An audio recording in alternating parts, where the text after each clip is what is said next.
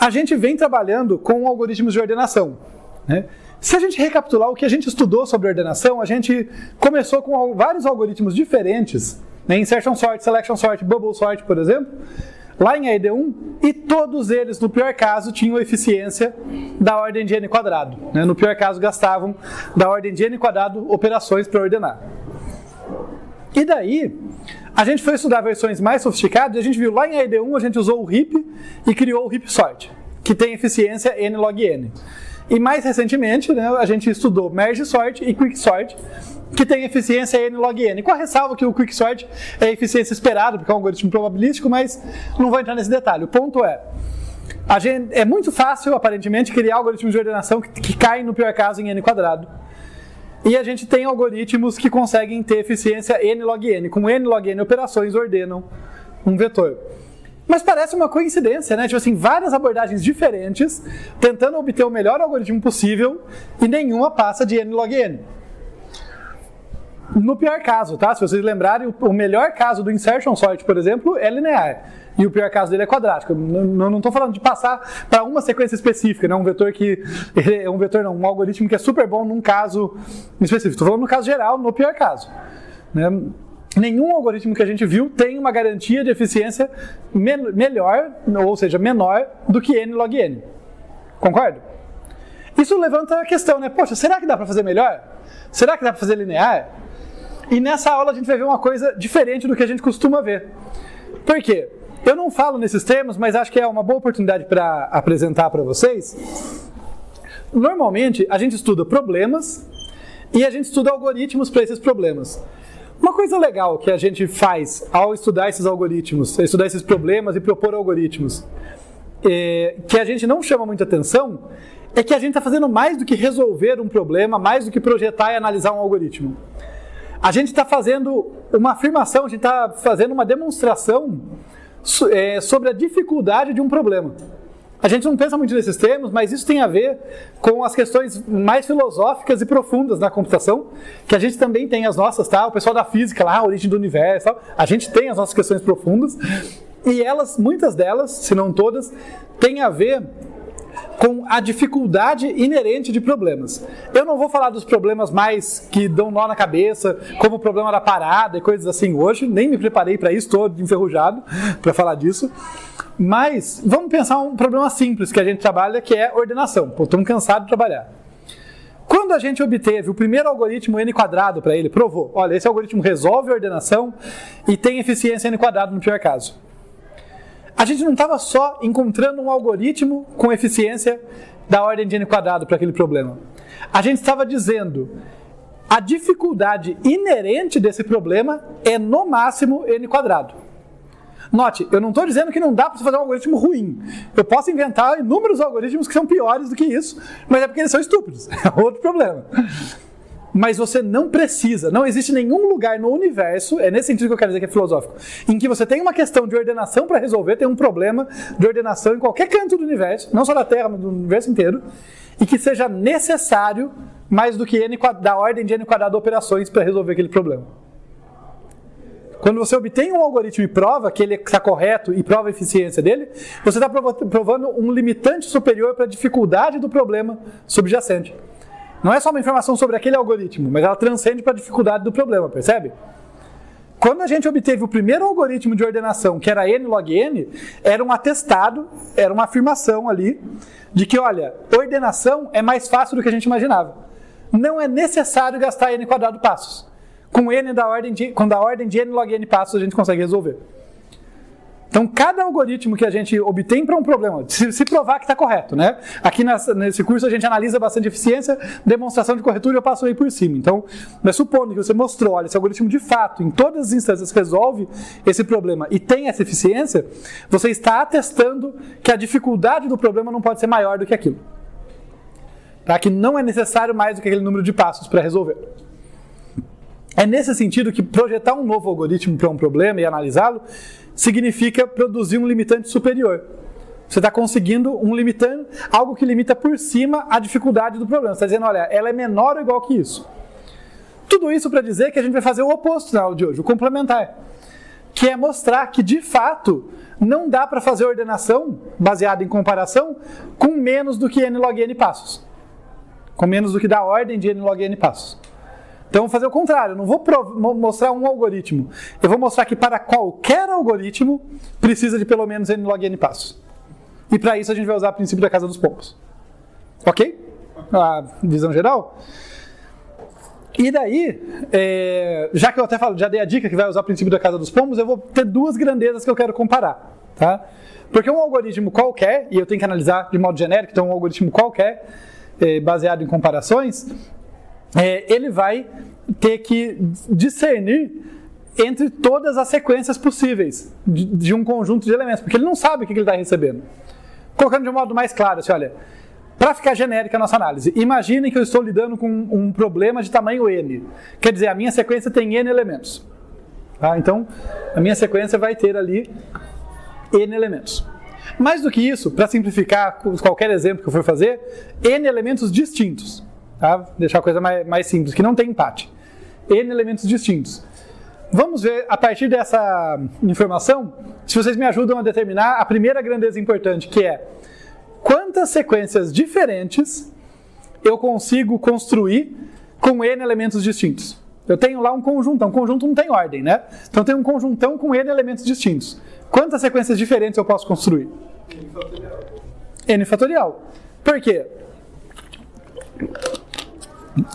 Só escrever aqui pra gente guardar assim. Número de sequências, né? É o número de sequências distintas. Eu vou até pôr assim: número de sequências entre parênteses n. É o número de sequências distintas que eu posso produzir a partir de n elementos. Qualquer um dos elementos pode estar na primeira posição. Então eu tenho n opções para a primeira posição. Qualquer um dos n-1 restantes pode estar na segunda. Então eu tenho n-1 possibilidades para a segunda posição. Qualquer um dos n-2 restantes pode estar na terceira e assim por diante. Essa combinação de possibilidades, n vezes n-1 vezes n-2, vocês falaram muito bem, dá n fatorial. Então esse é o tamanho do nosso pepino, esse é o tamanho do desafio que qualquer algoritmo de ordenação tem que encarar. Quando ele recebe uma sequência de tamanho n, ela pode ser qualquer uma dessas n fatoriais sequências que a gente acabou de contar. E vamos ver se eu convenço vocês, essa é a parte menos formal da minha prova aqui, do meu limitante inferior. Deixa eu ver se eu consigo convencer vocês de uma relação aqui. Ela é verdadeira, mas eu vou explicar de jeito meio informal. Se um algoritmo se confundir entre duas sequências, tá? Se ele, fazendo as comparações dele, ele chegar à conclusão de que duas sequências são a mesma ali. Vocês concordam que esse algoritmo e as sequências são distintas? Vocês concordam que esse algoritmo vai errar, pelo menos em um dos casos? Para deixar um caso mais palpável, você olha, imagina que eu tenho a sequência 1, 3, 2 e 3, 1, 2. Tá? E o algoritmo fez uns testes, fez umas perguntas, quem é maior do que quem, coisa assim. Aliás, eu já volto nessa questão de comparação, tá? Porque esse limitante vai lidar com essa questão de comparação. Mas ele fez uns testes e tal, e ele chegou à conclusão que essas duas sequências eram iguais. Tá? Iguais, não que ele olhou elemento por elemento. Nas comparações dele, as duas caíram no mesmo balaio dele, caíram no mesmo lugar para tratamento. Vocês concordam que se ele tratar as duas da mesma forma, pelo menos em uma ele vai estar errado? Porque essa aqui, para ficar ordenada, tem que fazer esse movimento, né? E essa aqui tem que deslocar esses caras e passar esse cara para trás. Eu não estou nem falando do custo, né? Não estou nem entrando nesse mérito. Eu só estou dizendo que sequências distintas precisam de tratamentos diferentes. Então, o mínimo, e é esse o meu argumento, o mínimo que eu tenho que exigir de qualquer algoritmo, a minha análise tem que ser geral, né? Tem que valer o limitante para qualquer algoritmo. Qualquer algoritmo de ordenação que tem chance de estar correto, tem que identificar corretamente as sequências, tem que saber discernir entre todas as sequências. Concordo? Então ele tem que conseguir discernir entre as n fatorial sequências. É bastante sequência, né? Cresce rápido esse número de possibilidades. E ele tem que discernir entre todas elas. É esse que é o meu ponto. Tá legal. Feito esse argumento, deixa eu falar agora, então, deixa eu caminhar para outra grandeza. Né? Se uma grandeza era o número de sequências distintas que eu construo com n elementos, a outra vai ser o número de sequências distintas que um algoritmo consegue identificar corretamente, com k comparações. Né? Né? Afinal, eu quero limitar o número de comparações que o algoritmo faz. Né? Eu quero limitar o número de operações, mas eu vou focar nas comparações, porque se ele gastar um número grande de comparações, o que dirá o resto? Né? A eficiência dele vai estar atrelada ao número de comparações, vai ser disso para pior. E daí, fazendo um parênteses aqui para falar dessa importância do foco nas comparações. Esse limitante que eu vou estar tratando aqui, ele vai tratar especificamente de algoritmos de ordenação baseados exclusivamente em comparação. O que significa isso? Significa que esses algoritmos, toda a informação que ele vai obter da sequência que ele tem que ordenar, vai ser pegando um par de elementos e comparando um com o outro. Ele nunca vai olhar de outra forma para os dados. E por que isso é relevante? Bem, por um lado isso é relevante porque isso vai nos permitir construir um argumento lógico correto aqui. Por outro lado isso é relevante porque esses são os algoritmos de ordenação de propósito geral, são os mais abrangentes possíveis. No sentido que eles exigem o mínimo do conjunto de dados para estar ordenado. Deixa eu fazer de novo, só um argumento lógico aqui com vocês. Vejam se vocês concordam comigo. Se eu pegar um conjunto de dados que eu pretendo ordenar, uma sequência que eu quero ordenar, e eu pegar um par de elementos e perguntar, esse é menor do que aquele? Pensa que não tem empate, tá? Não estou lidando com o caso de empate. Esse é menor do que aquele? Se eu não souber responder essa pergunta, não tem chance de ordenar esse conjunto. Concorda que é uma condição necessária? Olha, para que tenha a chance da sequência ser ordenada, para cada par de elementos eu tenho que saber dizer quem é maior e quem é menor. Entendem esse argumento? É sutil, mas é bem importante aqui. O mínimo que eu tenho que exigir de um conjunto de dados, seja o que for esses dados, para que ele seja passível de ordenação, é que dados dois elementos eu consiga dizer quem é maior e quem é menor. Tá? É por isso que eu digo que os algoritmos de ordenação baseados em comparação são de propósito geral, porque eles não exigem mais nada. A gente vai ver depois algoritmos que começam a exigir coisas adicionais, então eles são bons em contextos específicos. Mas eu quero um algoritmo que, pau para toda obra, ele tem que ser baseado no mínimo, e ele vai ser baseado em comparação. Ele não é baseado na chave ser inteira, na chave ser um double, na chave ser uma string, não, ele é baseado em comparação. Sabe? Se eu puder comparar as chaves, eu consigo ordenar. Simples assim. Tá? E parênteses dentro do parênteses, porque eu não aguento, talvez vocês já tenham estudado isso em matemática discreta, tem uma parte que vocês estudam relações, em que a gente fala de relação de ordem parcial, relação de ordem total. Tá? Para poder ser ordenado, um conjunto tem que ter uma relação de ordem total. Tá? Quer dizer, dado aquele conjunto de dados, eu tenho que sempre conseguir dizer quem é menor e quem é maior, que é basicamente isso que eu estava dizendo. É possível que você tenha situações em que, dado um par de elementos, tá, você consegue dizer quem é menor do que o outro, mas não existe uma ordem total. Tá? Por exemplo, imagina que eu tenho uma situação aqui em que eu digo, olha, A é menor do que B, por algum critério. E daí eu digo, B é menor do que C, por algum critério.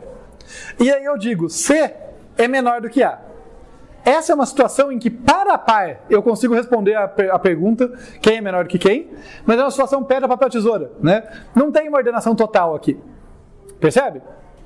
Tá? Não dá para ordenar aqui. Eu não sei quem estaria na frente aqui. Tem uma circularidade aqui. Tá? Isso faz sentido em alguns contextos, mas nesse caso não tem ordenação possível. Isso não contraria a minha exigência para os algoritmos de ordenação, porque o que eu estava dizendo, então só para deixar bem claro, é que o mínimo que eu exijo para o meu algoritmo de ordenação funcionar é que cada par de elementos possa ser comparado entre si. Né? No fundo, o que eu quero é que tenha uma ordenação total, porque senão nem tem como ordenar o conjunto. Mas todo o conjunto que tem ordenação total, para cada par eu consigo comparar. Tá? Vou falar isso de novo. Para todo conjunto que tem uma ordenação total, dado um par qualquer, eu consigo dizer quem é maior e quem é menor.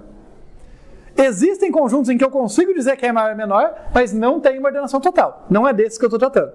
Tá? É só legal saber que existe. Mas no caso que eu estou tratando, é realmente a situação em que existe uma ordenação total E para qualquer parzinho de elementos eu vou conseguir determinar quem é o maior e quem é o menor. A ordenação é a relação de ordem ali, de tamanho, é transitiva. Tá? Então, se A é menor do que B, B é menor do que C, A vai ser menor do que C, não vai dar aquela circularidade e a gente vai conseguir ordenar todo mundo. Mas, como eu disse, foi um parênteses dentro do parênteses. O ponto importante que eu quero que vocês entendam aqui é: eu estou pensando em algoritmos de propósito geral que são baseados em comparação, que não exigem nada específico da chave, dos elementos que estão sendo comparados. Só essa relação, e dado um par, ele consegue decidir quem é maior e quem é menor. Tá? Tá legal. Uma última observação sobre isso é que todos os algoritmos que a gente viu até agora para ordenar são baseados em comparação. Tá? Insertion sort, selection sort, bubble sort, merge sort, heap sort, quick sort, todos eles são baseados em comparação. Todos eles ordenavam simplesmente pegando pares de elementos e tomando decisões. Dito tudo isso, vamos para a segunda grandeza que eu tanto falei. Né? Então, a primeira grandeza está bem resolvida aqui, é o número de sequências distintas que eu formo com N elementos. A próxima grandeza é o número de sequências que eu consigo identificar com K comparações.